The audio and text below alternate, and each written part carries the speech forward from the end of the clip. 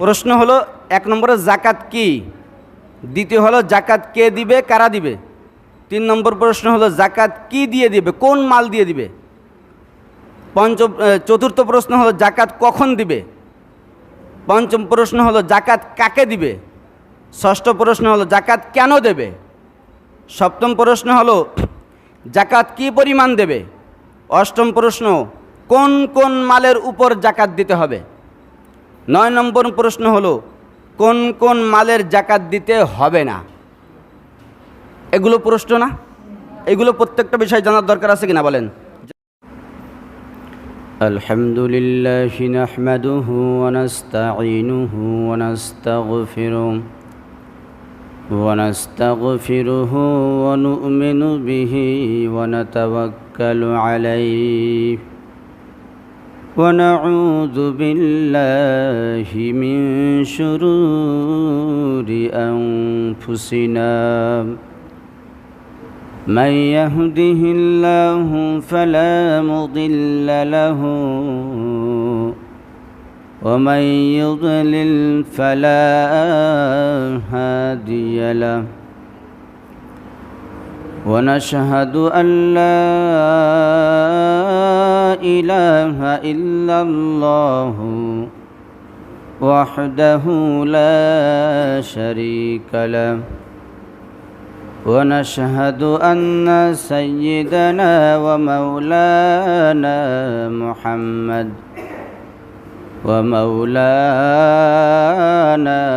محمدا عبده ورسوله الذي أرسله الله تعالى بالحق بشيرا ونذيرا وداعيا إلى الله بإذنه وسراجا منيرا فقد قال الله تبارك وتعالى في كلامه المجيد وفي فرقانه الحميد أعوذ بالله من الشيطان الرجيم بسم الله الرحمن الرحيم والذين يكنزون الذهب والفضة ولا ينفقونها في سبيل الله فبشرهم بعذاب أليم. وقال سبحانه وتعالى في شان حبيبه إن الله وملائكته يصلون على النبي يا أيها الذين آمنوا صلوا عليه وسلموا تسليما اللهم صل على محمد وعلى آل محمد كما صليت على إبراهيم وعلى آل إبراهيم إنك حميد مجيد اللهم بارك على محمد وعلى آل محمد كما باركت على إبراهيم وعلى آل إبراهيم إنك حميد مجيد سبحانك لا علم لنا إلا ما علمتنا إنك أنت العليم الحكيم صدق الله العلي العظيم وصدق رسوله النبي الكريم ونحن على ذلك لمن الشاهدين والشاكرين والحمد لله رب العالمين الحمد لله মহান রব্বুল আলামিনের দরবারে কোটি কোটি শুকরিয়া যে রব্বুল ইজ্জত আমাদেরকে মহব্বত করে ভালোবেসে পবিত্র রমজানুল মুবারকে রমজানের দ্বিতীয় জুমায় আমাদেরকে মসজিদে জুমার নামাজ আদায় করার জন্য আসার তৌফিক দান করেছেন এবং সেই সাথে কিছু কোরআন হাদিসের আলোচনায় অংশগ্রহণ করার তৌফিক দান করেছেন। এজন্য সেই প্রভুর দরবারে শুকরিয়া আদায় করি। সবাই বলি আলহামদুলিল্লাহ। রমজান মাস প্রকৃতপক্ষে মুসলমান যারা তাদের নেকি অর্জন করার একটা মাস, নেকি অর্জন করার জন্য গুরুত্বপূর্ণ একটা সময়। এক কথায় নেকি অর্জনের মৌসুম বলা যায়, নেকি অর্জনের একটা বসন্তকাল, যেই সময়ে যে কোনো আমল করলে আল্লাহ পাক রব্বুল আলামিন একটা আমলের পরিবর্তে একটা আমলের প্রতিদান নয়, বরং প্রতিটা আমলের পরিবর্তে তার এখলাস অনুযায়ী, তার জজবা অনুযায়ী, তার নিয়ত অনুযায়ী 70 থেকে 700 গুণ আল্লাহ পাক রব্বুল আলামিন বৃদ্ধি করে দেন। বলে সুবহানাল্লাহ। এই জন্য এই মাসটা আমরা তো দেখতেছি প্রায় একটা একটা করে, আজ 13ই রমজান। এই 13ই রমজান অর্থাৎ 13টা রোজা আমাদের থেকে চলে যাচ্ছে, অথচ এই মাসে আমাদেরকে নেকি অর্জন করার একটা সুযোগ দেওয়া হয়েছিল। এই মাসে আমাদের যে গুনাহ ছিল এই গুনাহগুলোকে ক্ষমা করে দেওয়ার একটা সুযোগ দেওয়া হয়েছিল। আল্লাহ রসুল সাল্লাল্লাহু আলাইহি ওয়াসাল্লাম একদা, এই যে আমাদের মসজিদে যেমন 3টা মেম্বার আছে না, 3টা সিঁড়ি, এরকম 3টা সিঁড়ি, তো আল্লাহ রসুল সাল্লাল্লাহু আলাইহি ওয়াসাল্লাম এখানে দাঁড়াতেন, এই 3য় সিঁড়িতে। তো প্রথম সিঁড়িতে যখন উঠলেন তখন আল্লাহ রসুল সাল্লাল্লাহু আলাইহি ওয়াসাল্লাম বললেন আমিন। দ্বিতীয় সিঁড়িতে যখন উঠলেন তখনও আল্লাহ রসুল বললেন আমিন। তৃতীয় সিঁড়িতেও যখন উঠলেন তখন আল্লাহ রসুল বললেন আমিন। তো এটা সাহাবীদের জন্য একেবারে নতুন একটা বিষয় ছিল, যেটা সাহাবায়ে কেরাম আল্লাহ রসুলের কাছে ইতিপূর্বে এরকম কখনোই এমন আমল দেখে নাই। তারা কিউরিওসিটি, কৌতূহলবশত আল্লাহ রসুলের কাছে জিজ্ঞাসা করলেন, ইয়া রাসূলুল্লাহ, আপনাকে যে দেখলাম প্রথম সিঁড়িতে পা রাখলেন, আমিন বললেন, দ্বিতীয় সিঁড়িতে পা রাখলেন, আমিন বললেন, তৃতীয় সিঁড়িতে উঠলেন, আমিন বললেন, এটার কারণটা কি? আমরা তো ইতিপূর্বে কখনো এমন আমল আপনাকে করতে দেখি নাই। আল্লাহ রসুল সাল্লাল্লাহু আলাইহি ওয়াসাল্লাম সাহাবাদেরকে বললেন, শোনো, যখন আমি প্রথম সিঁড়িতে পা দিলাম তখন জিব্রাইল আলাইহিস সালাম আমার কাছে এসে বলতেছে, ইয়া রাসূলুল্লাহ, আপনি বলেন ওই ব্যক্তি ধ্বংস হোক যেই ব্যক্তি তার পিতা মাতা উভয়কে অথবা উভয়ের কোনো একজনকে পাইল আর তাদের খেদমত করে সে জান্নাত অর্জন করে নিতে পারল না, ওই ব্যক্তি ধ্বংস হোক। এটা কে বলে পাঠাইছেন? আল্লাহ বলে পাঠাইছেন। তো যদি আল্লাহ তাআলা কারোর ব্যাপারে ধ্বংস চান, তো দুনিয়ার কোনো মানুষ এর পক্ষে কি এর প্রতিবাদ করা সম্ভব? সম্ভব না। এরপরে ফেরেশতাদের সর্দার জিবরাইল আলাইহিস সালাম, তিনি একজন পাওয়ারফুল ব্যক্তি, তিনি বলতেছেন ধ্বংস হোক।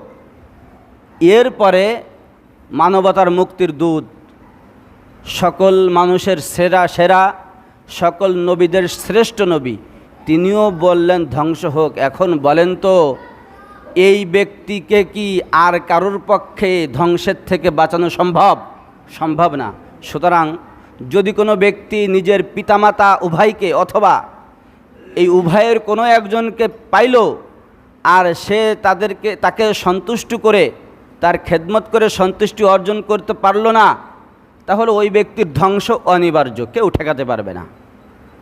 দ্বিতীয় আমিন বলার কারণ কি? আল্লাহ রসুল সাল্লাল্লাহু আলাইহি ওয়াসাল্লাম বলেন, আমি যখন দ্বিতীয় সিঁড়িতে পা দেই তখন জিবরাইল বলেন, ইয়া রাসূলুল্লাহ, আপনি বলেন ওই ব্যক্তি ধ্বংস হোক যে আপনার নাম শুনল কিন্তু দুরূদ শরীফ পাঠ করল না, ওই ব্যক্তি ধ্বংস হোক।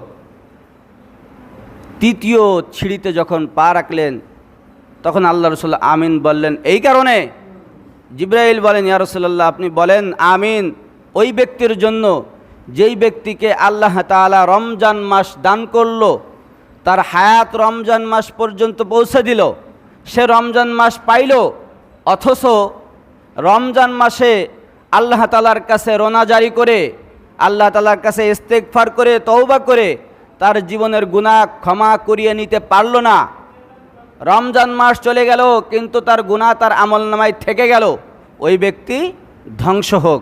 সুতরাং ভাইরা আমার, এই যে রমজান মাস চলতেছে মুসলমানদের জন্য একটা খুবই সুবর্ণ সুযোগের মাস।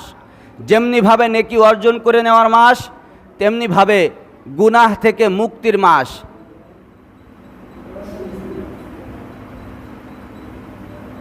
আপনারা এসে কথা বলেন, আমি ওখানে বসে শুনি।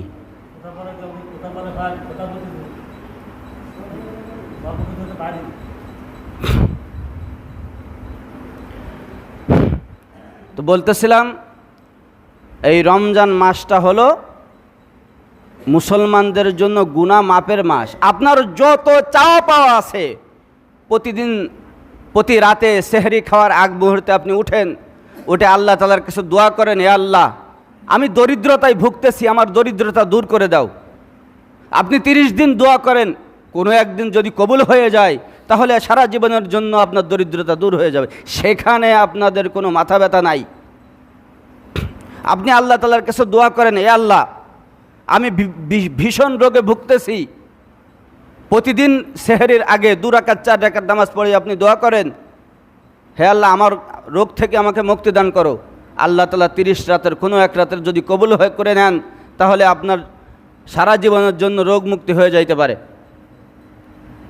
এভাবে আপনার যত চাওয়া পাওয়া আছে, বিভিন্ন জনের বিভিন্ন সমস্যা, একই সমস্যা সবার না।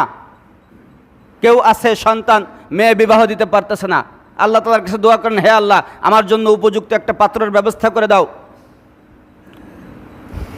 এই জন্য উদাহরণ দিচ্ছি, এর মানে এই না যে সবাই এইটা দোয়া করবেন। যার যে সমস্যা আছে, রাত্রে একদম একান্ত, যখন কেউ থাকবে না, আপনার ঘরে হোক, মসজিদে হোক, যেখানে হোক, একাকী উঠে আল্লাহ তাআলার কাছে, আল্লাহ তাআলাকে সব থেকে আপন মনে করে, একদম সামনে উপস্থিত মনে করে আল্লাহ তাআলার কাছে দোয়া করেন, দেখি আল্লাহ তাআলা কবুল করেন কিনা। চাওয়ার মতো চাইতে পারলে আল্লাহ তাআলা কখনো কাউকে ফেরায় না। সম্মানিত উপস্থিতি, আমরা জানি রমজান মাসে আমরা এই রোজার সাথে সাথে আরও বিভিন্ন কিছু আমল করি। তার মধ্যে একটা আমল হলো জাকাত। এই জাকাত ইসলামের কততম স্তম্ভ জানেন আপনারা? জানেন না? হ্যাঁ, 4র্থ। কালেমা, নামাজ, রোজা, হজ, জাকাত, এরকম না? মিথ্যা কথা, এটা হলো মিথ্যা কথা। 4র্থ না। আল্লাহ তাআলা কুরআনুল কারীমের যত জায়গায়, 82 জায়গায় নামাজের কথা বলেছেন, ঠিক সেই 82 জায়গায় জাকাতের কথা বলছেন।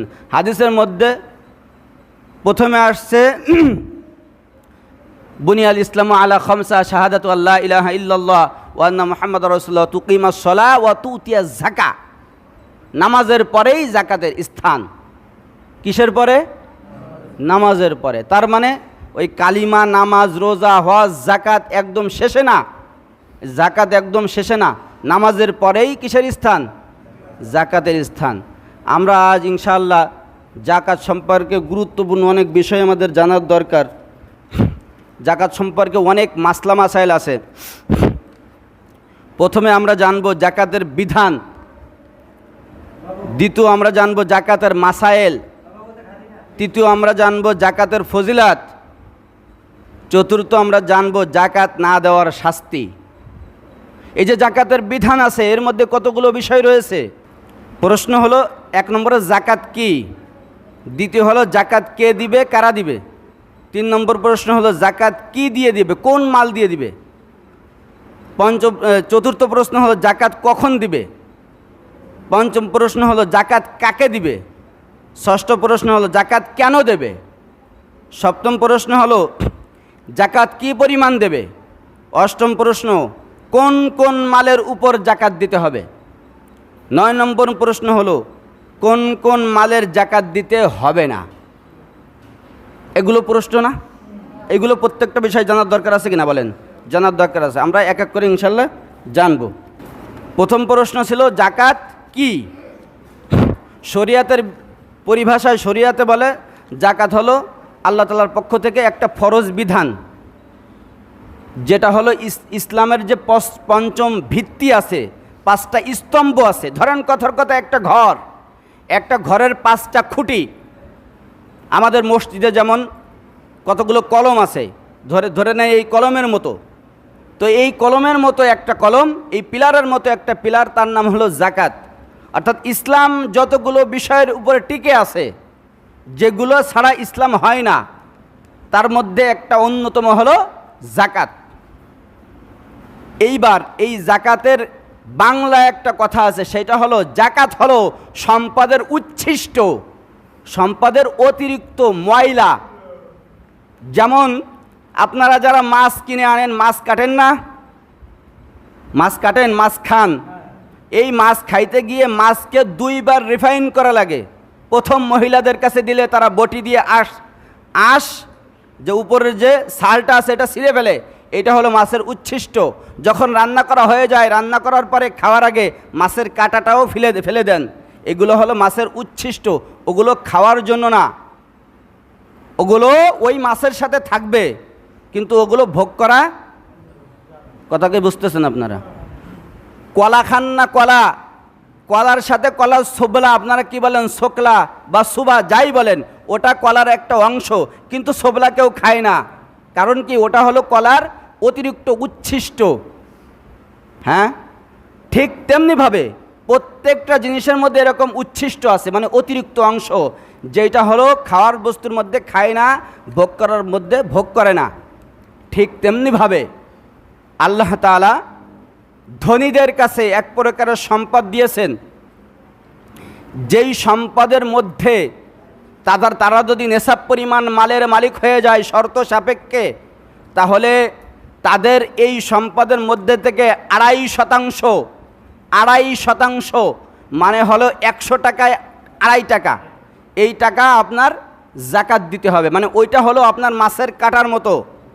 মাছ খাবেন আপনি, কিন্তু ওই কাটাটুকু আপনি ফেলে দিতে হবে। ফেলে দেওয়ার পরে ওটাকে নষ্ট হয় নাকি কেউ খায়? হ্যাঁ, কলার শুকলা ছাগল গরুতে খায়, মাছের কাটা বিড়ালে খায়। তার মানে ওটা অন্য কারোর খাবার, ওটা আপনার খাবার না। বুঝতেছেন?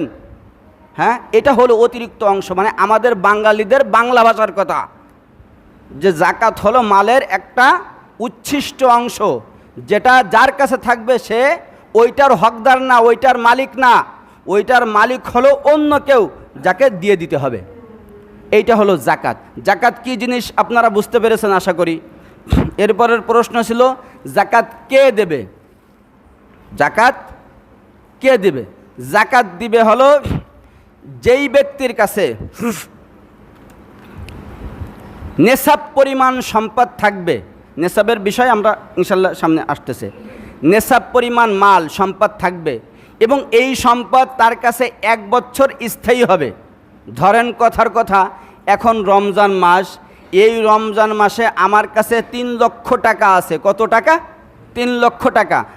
আগামী রমজান মাসেও আমার কাছে 3 লক্ষ টাকা আছে, অথবা একটু কম বেশি। তো এই 3 লক্ষ টাকা যখন আমার কাছে এই রমজানেও ছিল, আগামী রমজানেও আছে, মাঝে বেশি কম হয়েছিল। কখনো 5 লক্ষ হয়েছিল, কখনো 2 লক্ষ, 1 লক্ষ, একটা সময় মোটেও ছিল না, মাঝে। তো যখন আবার আগামী রমজান মাস এসে যাবে, আমার কাছে ওই রকম নেশাব পরিমাণ মালের সম্পদ আমার কাছে জমা থাকবে, তখন আমার উপর জরুরি ওয়াজিব ফরজ হয়ে যাবে যেন আমি আমার এই সম্পদকে 100 ভাগ করে এর থেকে 2.5 ভাগ গরিবদের মাঝে বন্টন করে দিব। গরিব কারা? অর্থাৎ যারা এই জাকাতের হকদার। কথা বুঝতেছেন? এখন জাকাত এর জন্য শর্ত আছে, মূল 2টা শর্ত। 1 নম্বর শর্ত হলো নেশাব পরিমাণ মালের মালিক হতে হবে। 2 নম্বর শর্ত হলো এই সম্পদটা 1 বছর স্থায়ী হতে হবে। কার কার উপর? এখন যে কারোর উপরে থাকলেই কি হবে? যেমন ধরেন কথার কথা, একজন অমুসলিম, তার উপর জাকাত ওয়াজিব না। একজন নাবালেগ, তার উপর জাকাত ওয়াজিব না। একজন পরাধীন মানুষ, পরাধীন অর্থাৎ গোলাম, আমাদের সমাজে তো এখন গোলামের প্রচলন নাই, যদি থেকে থাকতো তাহলে তার উপরও জাকাত ওয়াজিব হতো না। কথা বুঝতেছেন? তাহলে জাকাত ওয়াজিব হবে কার কার কার কার উপরে? মুসলমান জ্ঞানী, মানে যার বিবেক ঠিক আছে, বিবেক সম্পন্ন মুসলমান, বিবেক সম্পন্ন স্বাধীন বালেগ। কয়টা বললাম? মুসলমান, বিবেক সম্পন্ন, স্বাধীন বালেগ। তাহলে নাবালেগ হলে হবে না। পাগল হলে তার উপর জাকাত ওয়াজিব হবে না। হ্যাঁ, নাবালেগ হলেও হবে না, পাগল হলেও হবে না, মুসলমান না হলে হবে না, অথবা যদি জ্ঞান সম্পন্ন না হয় তাহলে তার উপরে হবে না। কথা বুঝতেছেন? এই শ্রেণীর ব্যক্তি তারা যদি এই নেশাব পরিমাণ মালের মালিক হয় এবং এই মালটা তার কাছে 1 বছর স্থায়ী হয়, তাহলে তার উপর জাকাত দেওয়া ফরজ হয়ে যাবে। অনেকে মনে করেন যে জাকাত মনে হয় রমজান মাসে দিতে হয়, বিষয়টা এরকম না। কিন্তু যেহেতু মুসলমানরা একটা সময় নির্ধারণ করে দিয়েছে, অনেক আগে থেকে নির্ধারণ করে তারা নিজেরাই নির্ধারণ করে নিয়েছে যে রমজান টু রমজান হিসাব করে, যে এই রমজান থেকে আগামী রমজান পর্যন্ত, এভাবে হিসাব করে নেয়। আচ্ছা, আমাদের 3য় প্রশ্ন ছিল আমরা জাকাত কি দিয়ে দিব? জাকাত যেই সম্পদ আছে, অনেক সময় যদি স্বর্ণের জাকাত স্বর্ণ দেওয়া দিতে সম্ভব হয় তাহলে স্বর্ণ দিয়ে দিবে। অন্যথায় সমাজে যেই মূল্য, যেই টাকার প্রচলন আছে, যেই দেশে যেই টাকা চলে সেই দেশে পার্সেন্টেজ হিসাবে 2.5% হিসাবে সে টাকা দিয়ে দিলেও দিতে পারে। তারপরে জাকাত কখন দিবে? কখনের পরে উত্তর আমরা মোটামুটি পেয়ে গেছি। সেটা হলো, আজ ধরেন কথার কথা রমজান মাসের 13ই রমজান, এই 13ই রমজানে আমার কাছে জাকাত দেওয়ার জন্য যেই পরিমাণ মাল হওয়ার দরকার সেই পরিমাণ মালের মালিক আমি হয়ে আছি। আগামী 13ই রমজান যখন আসবে তখন আমার উপর জাকাত ফরজ হয়ে যাবে, তখন আমার জাকাত দিতেই হবে। কখন দিতে হবে বুঝতেছেন আপনারা? যখন 1 বছর হয়ে যাবে সম্পদের উপরে। জাকাত কাকে দিবে এ বিষয়ে কোরআনের স্পষ্ট, ইন্নামাস সাদাকাতুল লিল ফুকারা ওয়াল মাসাকিন ওয়াল আমিলিনা আলাইহা ওয়াল মুআল্লাফাতি কুলুবুহুম ফির রিকাবি ওয়াল গারিমিনা ফি সাবিলিল্লাহি ইবনিস সাবিল ফারিদাতুম মিনাল্লাহি আলিমুন হাকিম। এই আয়াতের মধ্যে আল্লাহ তাআলা বলছেন যে জাকাত যারা পাবে তারা হলো, ওখানে 8টা আছে কিন্তু 8টার মধ্যে থেকে একটা স্থগিত হয়ে গেছে, রহিত হয়ে গেছে। সেই 7টা আমি বলতেছি। 1 নম্বর হলো ইন্নামাল সাদাকাতুল ফুকারা, ফকির যারা, ফকির মানে যার কাছে টাকা পয়সা অর্থ সম্পদ কিচ্ছু নাই। আমাদের সমাজের ফকির আর এই ফকিরের মাঝে একটু ব্যবধান আছে। আমাদের সমাজের ফকির হলো তার দেখা যাচ্ছে কি এখান থেকে 200 কিলোমিটার দূরে বাড়ি, সেখানে তার বড় বাড়ি গাড়ি আছে, সবই আছে, কিন্তু সে একটা প্রফেশন, একটা পেশা হিসেবে ভিক্ষা এটা গ্রহণ করে নিছে। কোনো পরিশ্রম করা লাগবে না, মানুষের কাছে কাছে যাবে, চাইবে আর টাকা দিয়ে দেবে। এই যে ব্যাপারটা, এই ফকির না, মূলত যে ফকির যার কাছে অর্থ সম্পদ বলতে কিচ্ছু নাই। এরপরে মিসকিন, সেও পেরে একই রকম। মিসকিন বলতে হলো যে পিতামাতা উভয় নাই। এরপরে হলো আমাদের সমাজে, আমাদের দেশে যেহেতু ইসলামী হুকুমত নাই, সেই কারণে জাকাত আদায় করার জন্য নির্ধারিত নির্দিষ্ট কোনো ব্যক্তি নাই। যেখানে ইসলামী হুকুমত আছে সেখানে জাকাত আদায় করার জন্য একজন লোক থাকে। যেমন ধরেন আমাদের অনেক সময় দেখেন না যে জমির ট্যাক্স নিতে আসে না, একজন নির্ধারিত লোক আছে না, এরকমভাবে জাকাত আদায় করার জন্য ইসলামী হুকুমত যেখানে আছে সেখানে নির্ধারিত লোক থাকে, তো যে জাকাত আদায় করবে তাকেও জাকাত দেওয়া যাবে। কথা বুঝতেছেন? তা ওইটা তো আমাদের দেশে আর নাই, আছে কি? নাই। আমার জাকাত তো আমি ওই যে 300 টাকার মানে আগে গিয়ে অর্ডার দিয়ে আসি যে আমি জাকাত দেবো, আমাকে 30 পিস শাড়ি দিবা, খবরদার শাড়ি যেন 250 টাকার উপরে না ওঠে, দাম যেন 250 টাকার উপরে না হয়। এখন এই শাড়ি তো মহিলাদের কাছে বন্টন করা হয়, মহিলারা নিয়ে যাওয়ার সময় আর গালি দিতে দিতে যায়, ইয়ে কি ফরার মতো, এই তেনা দেশে দিতি ডাকিছিল কি জন্যি, আমি গিলাম যে যাই গু খাওয়া কাজ করেছি, আমি কেন যে গিলাম, এ নিয়ে করবো কি, যাই এই চুলোর মধ্যে দিয়ে দেবো। এইরকম যদি হয় তাহলে আপনার জাকাতের কিচ্ছু আদায় হবে না, ও খালি খালি হয়ে যাবে। হ্যাঁ, আর নালি এ নিয়ে আমি ছাগলের মশারি বানাবো, এরকম না, বুঝতেছেন? আচ্ছা, এরপরে গোলাম আজাদ করার জন্য জাকাতের টাকা তার কাছে দেওয়া যাবে। এরপরে ঋণগ্রস্ত ব্যক্তি, এই বিষয়টা খুবই গুরুত্বপূর্ণ। অনেক সময় দেখবেন যে আমাদের সমাজে আমার উপর জাকাত ফরজ হয়েছে, আমি জাকাত দিচ্ছি, অথবা আমার ভাই অথবা আমার প্রতিবেশী কেউ অনেক টাকার ঋণ হয়ে আছে, মানে দেনা, আপনারা কি বলেন? দেনা বলেন। মানে একজনের কাছে অনেক, মানে সে অনেক টাকার ঋণী, তার কাছে কেউ কোনো একজন অনেকগুলো টাকা পাবে।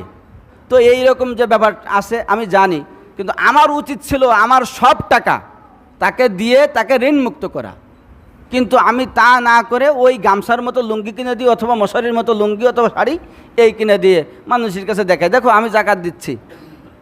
এতে তো জাকাতের কিছু বিন্দু মাত্র আদায় হবে না। হ্যাঁ, উচিত ছিল এই ঋণী ব্যক্তিকে টাকা দিয়ে তার ঋণ পরিশোধ করে দেওয়া। পাশাপাশি এই তালিকায় আরও কিছু লোক আছে, যেমন ধরেন একজনের একটা মেয়ে অথবা ছেলে অসুস্থ, অথবা সে নিজেও অসুস্থ, আপনি জাকাতের টাকা তাকে দেন, তাকে দিয়ে তাকে হসপিটালে ট্রিটমেন্ট করান, সে জাকাতের সবথেকে বেশি হকদার, সবথেকে বেশি অগ্রাধিকার। এটা তো করা হয় না আমাদের সমাজে। একজন মানুষ সে প্রতি বছর জাকাত নেয়, ধরেন কথার কথা তার ভালো আয়ের কোনো ব্যবস্থা নাই, ধরেন এই আমাদের এই দিকে আয়ের সাধারণ হয়তো নৌকা দিয়ে আয় হয়, কথার কথা। তো আপনি যদি 2-3 জনের টাকা জাকাতের টাকা মিলে তাকে একজনকে আপনি একটা নৌকা কিনে দেন, তাহলে আগামী বছর থেকে সে আর জাকাত নেওয়ার প্রয়োজন হবে না। মনে হয় বুঝতেছেন না আমার কথা? তার আর জাকাত নেওয়ার প্রয়োজন হবে না। হয়তো আগামী 2-4-5 বছর পরে সে নিজেই অন্যকে জাকাত দিতে পারবে, কিন্তু এইটা কেউ করে না। তাকে ওই 200 টাকার এক লুঙ্গি ধরায় দেয়, যা দিয়ে তার কোনো কাজে আসে না। এরপরে জাকাত, আরও একটা গুরুত্বপূর্ণ ব্যক্তি আছে যারা জাকাতের হকদার, সেটা হলো যারা আল্লাহর রাস্তায় যুদ্ধ করতেছে, মুজাহিদ যারা, এই ব্যক্তিরা সব থেকে বেশি হকদার, সব থেকে বেশি। আমাদের বর্তমানে ফিলিস্তিনে যুদ্ধ চলতেছে, জানি না, আমি অনেকবার চেষ্টা করেছি, নিজেও একাধিকবার চেষ্টা করেও সেখানে টাকা পয়সা পাঠানোর চেষ্টা করে ব্যর্থ হয়েছি বারবার। শুধুমাত্র দেখছি যে হেলিকপ্টারের মাধ্যমে যায়, ওখানে গিয়ে খাবার কিছু নিচের দিকে ছেড়ে দেয়, এটা তারা পায় কি পায় না তারও কোনো গ্যারান্টি নাই, কারণ ওখানে গিয়ে পৌঁছে দেওয়ার কোনো পথ নাই। যাই হোক, তো যদি সম্ভব হয় তো এই টাকাগুলো একত্রিত করে হলো সেখানে পাঠানো, সব থেকে বেশি হকদার তারা। এরপরে আর এক শ্রেণীর মানুষ আছে, সে আসলে ধনী, ধরেন কথার কথা আমাদের মুকুল ভাই, ওনার উপর জাকাত ফরজ হয়ে আছে, কথার কথা। এখন উনি এই জায়গায় তো ওনার উপর জাকাত ফরজ, কিন্তু উনি ব্যবসার খাতিরে অথবা সফরে ভ্রমণের উদ্দেশ্যে উনি অন্য দেশে বা অনেক দূরে কোথাও গেছে, সেইখানে ওনার টাকা শেষ, অথবা ওনার বাড়ি অন্য কোথাও, উনি সেখান থেকে এখানে এসেছে, আসার পরে ওনার কাছে আর কোনো টাকা নেই, তো ওনার টাকা তো সেখানে আছে, তো এখানে উনি বাড়ির থেকে টাকা আনারও কোনো পথ খোলা নাই ওনার কাছে, এবং নিজেও নিঃস্ব হয়ে গেছে, বাড়ি যাওয়ার মতো কোনো টাকা ওনার কাছে নাই। এখন উনি নিজেও জাকাত নিতে পারবে, এ হলো মুসাফির। কথা বুঝতেছেন? এই লোকগুলো হলো জাকাত নিতে পারবে। কারা কারা জাকাত নিতে পারবে মোটামুটি আপনারা বুঝেছেন। যাদের কথা বললাম এরা ব্যতীত খবরদার, খবরদার, অন্য কেউ জাকাতের জন্য যাবেন না, জাকাতের জন্য যাবেন না অন্য কেউ। আর এক শ্রেণীর মানুষ আছে যারা মানুষের কাছে চাইতে পারে না, আসলে সে নিঃস্ব, পকেট খালি, সংসার চলতেছে না, কিন্তু কারোর কাছে চাইতে পারতেছে না। সমাজে এমন অনেক মানুষ আছে না, সম্মানের খাতিরে অপমান হবে এই জন্য কারোর কাছে বলে না। যারা জাকাত দিবে তাদের উচিত হলো এই শ্রেণীর মানুষগুলো খুঁজে খুঁজে তাদের কাছে জাকাতটা পৌঁছে দেওয়া। আমরা আমাদের গত বছর আমরা একটা এলাকায় একটা টিম করলাম যে এই 3-4 গ্রাম মিলে, যে এই 3-4 গ্রামে যতগুলো মানুষ এমন আছে যারা ইফতার কিনে খাইতে পারে না, এমন মানুষ তাদেরকে খুঁজে খুঁজে আমরা তালিকাভুক্ত করলাম। এখন দেখা যাচ্ছে এদের মধ্যে এমন মানুষ আছে তার কাছে যদি আমি সরাসরি দিই, দেখবেন আপনারা মিডিয়ায় দেখা যায় অনেক ক্ষেত্রে, ওই যে মানুষের কাছে দিচ্ছে আবার ছবি তোলে ভিডিও করে, এই যে কত বড় অপমান করা হয় তাকে। হ্যাঁ, তো আমরা চিন্তা করলাম যে এইভাবে আমরা দিব না, আমরা দিব প্রত্যেকের এক একটা ব্যাগ, নতুন ব্যাগ, একদম একটা নতুন থলে ব্যাগ, তার মধ্যে করে একজন মানুষের 1 মাসের জন্য চিড়া, চিনি, ছোলা, এই জাতীয় খেজুর, মুড়ি যা যা প্রয়োজন মোটামুটি এরকমভাবে, তাও সন্ধ্যার পরে তাদের বাড়িতে গিয়ে দিয়ে আসছি। তারপরে তাতে করে সে নিজেও লজ্জিত না, কেউ জানে না, তো কেউ জানে না। যেভাবে ব্যাগটা দেওয়া হচ্ছে মনে হচ্ছে কেউ যেন তাকে পাঠাইছে, কি পাঠাইছে তা তো দেখা যাচ্ছে না। হ্যাঁ, এজন্য যদি কারোর দেওয়ার ইচ্ছা থাকে, আসলে যাদের উপর জাকাত ওয়াজিব তারা হলো এইটা করবে, কি করবে, হিসাব করবে যে আমি যাকে দিব তার সম্মানহানি না হয়, সেজন্য ছোট না হয়, নিজে লজ্জিত না হয়। আর আমাদের সমাজে সব থেকে এই যে কিছু ভিডিও যারা বানায়, কি বলে জানি না, এরা এইগুলা করে, এইগুলা ভিডিও তৈরি করে করে ফেসবুকে, তারপরে পেজ ইউটিউব ছাড়ে, এখানে দিয়ে তারা টাকা ইনকাম করে। এটা খুবই জঘন্য একটা কাজ। তো জাকাত কারা নিতে পারবে তাদের ব্যাপারে হলো। এরপরে জাকাত কেন দিতে হবে, এটা গুরুত্বপূর্ণ একটা কথা। আমাদের সমাজে বড় একটা রোগ আছে, যেই রোগের ব্যাপারে আল্লাহ তাআলা বলেন আহাল্লাল্লাহুল বাইআ ওয়া হাররামার রিবা। আল্লাহ তাআলা বলেন যে তোমাদের জন্য ব্যবসাকে হালাল করা হয়েছে আর সুদকে হারাম করা হয়েছে। এই সুদ এর উল্টা একটা জিনিস আছে শরিয়াতে, সেটা হলো এই জাকাত। হয়তো চিন্তা করতে পারেন হুজুর সুদের সাথে জাকাতের সম্পর্ক কি, আমি বুঝাই দিচ্ছি। সুদের সাথে জাকাতের সম্পর্ক, একজন মানুষ ধরেন আমি গরিব মানুষ, আমি একজনের কাছ থেকে যখন সুদের ঋণ নিব, তো প্রতি মাসে আমি যেই টাকার মালিক ছিলাম তার থেকে আমি গরিব হব না ধনী হব, হিসাব করেন তো। হ্যাঁ, মানে আমার যা ছিল তার থেকে কমবে না বাড়বে, কমবে না। কারণ কি, যদি আমি যেই হারে তার থেকে নিয়েছি, দেখা যায় 10,000 টাকায় 1,000 টাকা প্রতি মাসে আমার দিতে হবে, তার থেকে 10,000 টাকা আমি আনলাম, আর প্রতি মাসে আমার যেমনে হোক তেমনে হোক তার কাছে 1,000 টাকা দিতে হবে। আমার ইতিপূর্বে সম্পদ যা ছিল তার থেকে প্রতি মাসে আমার 1,000 টাকা করে কমতেছে। তো সুদের নিয়ম হলো যে সুদ যেইখানে চলবে, যেই সমাজে, যেই দেশে, সেইখানে ধনীরা আরও ধনী হবে আর গরিবরা আরও গরিব হবে। কথা বুঝেন, ভালো করে বুঝেন। গরিবরা আরও গরিব হবে, নিঃস্ব হবে, আর ধনীরা আরও ধনী হবে। কারণ যারা সুদ দিচ্ছে এরা তো ওই টাকার উপরে প্রতি মাসে বেনিফিট পাচ্ছে, বেনিফিট তো না, একটা সুদ, হ্যাঁ, পাচ্ছে তারা প্রতি মাসে। তাদের এই টাকাটা নিচ্ছে তারা গরিবের থেকে। এখন এই ধনীরা এই গরিব থেকে টাকাগুলো নিচ্ছে, তারা আরও ধনী হচ্ছে, আর এই গরিবরা তাদের থেকে সুদের ঋণ নেওয়ার কারণে তারা প্রতি মাসে তাদের এই টাকা দিচ্ছে, যেই পরিমাণ সম্পদের মালিক ছিল আরও গরিব হচ্ছে। আর জাকাত ঠিক তার উল্টা। আর এখানে একটা ব্যাপার আছে, সেটা হলো কি, এই সুদে ব্যাংকের থেকে, দেখেন আপনি একজন গরিব মানুষ, আপনি ব্যাংকে ঋণ নিতে যাবেন, আপনার বিভিন্ন ডকুমেন্ট, এভিডেন্স, এই সেই, মেম্বার, চেয়ারম্যানের বহুত কিছু লাগবে। হ্যাঁ, জমির পয়সা, ইটা সেটা সব কিছু দিয়ে টিয়েও আপনার 50,000 1 লাখ টাকার বেশি আপনাকে দেবে না।